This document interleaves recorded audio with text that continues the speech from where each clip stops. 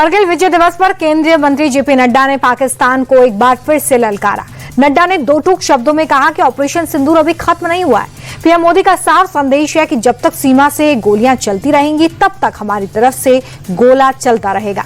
आतंकवाद के खिलाफ भारत का एक्शन यूं ही लगातार जारी रहेगा।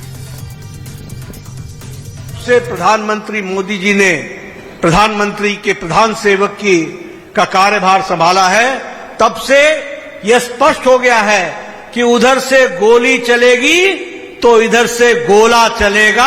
यह बात भी हमको ध्यान में रखना चाहिए।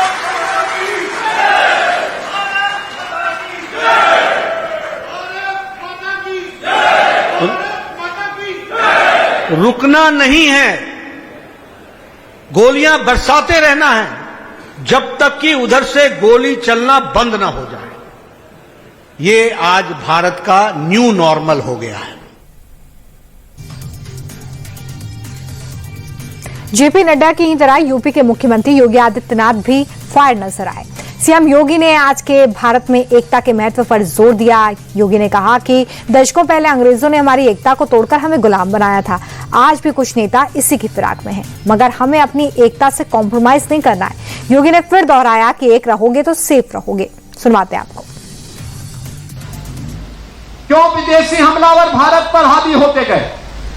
ऐसा नहीं कि हमारे पास योद्धाओं की कमी रही हो, हमारे पास बल या बुद्धि या वैभव की कमी किसी स्तर पर रही हो। भारत गुलाम हुआ इसलिए क्योंकि एक ऐसी उस समय कुछ ऐसी ताकतें थी जो बांट रही थी, जैसे आज कुछ राजनीतिक दल फिर बांटने का काम कर रहे हैं। ये विभाजन हमारी कमजोरी का कारण था। इस विभाजन से फिर से बचने की आवश्यकता है। एक भारत श्रेष्ठ भारत के रूप में हमें एक समर्थ और सशक्त भारत के लिए, एक आत्मनिर्भर और विकसित भारत की संकल्पना को साकार करने के लिए आगे बढ़ना होगा। और अब बात बिहार के चुनावी दंगल की, जहां पर इन दिनों अपराध की घटनाएं सीएम नीतीश के लिए सियासी टेंशन बन चुकी हैं। अब इसी को लेकर चिराग पासवान ने फिर से सरकार पर अटैक किया है। चिराग ये मान रहे हैं कि बिहार में अपराधी बेलगाम हो गए, प्रशासन के हाथ में कुछ नहीं है। उन्होंने तो ये तक कह दिया है कि सीएम नीतीश का प्रशासन अपराधियों के सामने नतमस्तक है। एक के बाद एक जिस तरीके से बिहार में आपराधिक घटनाओं की एक श्रृंखला सी बन गई है और प्रशासन पूरी तरीके से नतमस्तक दिख रहा है अपराधियों के सामने। ये बात सही है कि जो ये घटना घटी है ये जितनी निंदनीय है, जितनी शर्मनाक है, कार्रवाई भी हुई, गिरफ्तारी भी हुई, पर पहली बात ऐसी घटनाएं घट क्यों नहीं है? बिहार में जिस तरीके से हत्या, अपहरण, लूटमार, डकैती, बलात्कार एक के बाद ऐसी श्रृंखला बन गई है और अब तो ऐसा लग रहा है जैसे प्रशासन पूरी तरीके से नाकामयाब है इन घटनाओं को रोकने के लिए। बिहार में मौजूदा वक्त में सरकार एनडीए की है। अपराध पर सीएम नीतीश को एनडीए के नेता ने आईना दिखाया। अब एनडीए के ही नेता ने चिराग को सलाह दे दी है। चिराग के बार बार आ रहे बयानों को लेकर जितन राम मांझी आक्रामक हो गए।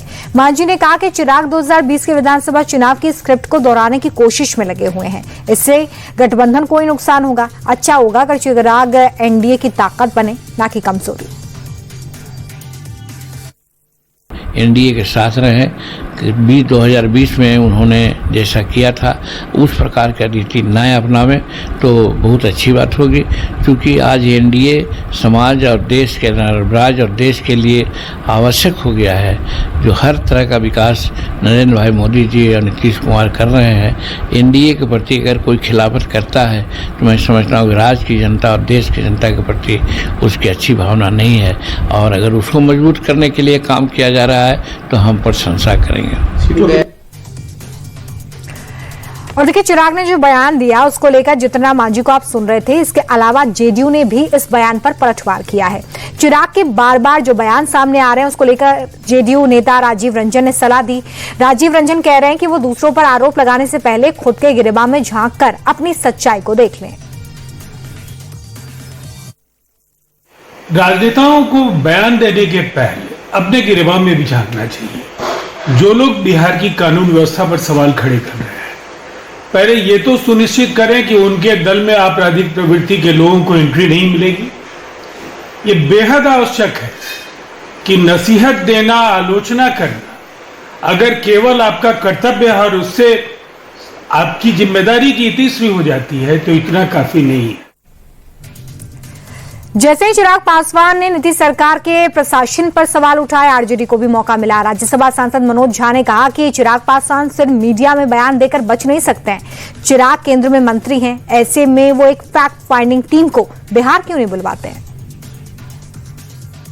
मैं फिर कहूंगा, चिराग जी मीडिया में बयान नहीं, फोन उठाइए, अमित शाह जी से कहिए एक फैक्ट फाइंडिंग टीम बिहार में हो जो नॉलेज करे कि यहाँ कानून व्यवस्था जमीन पे पड़ी हुई।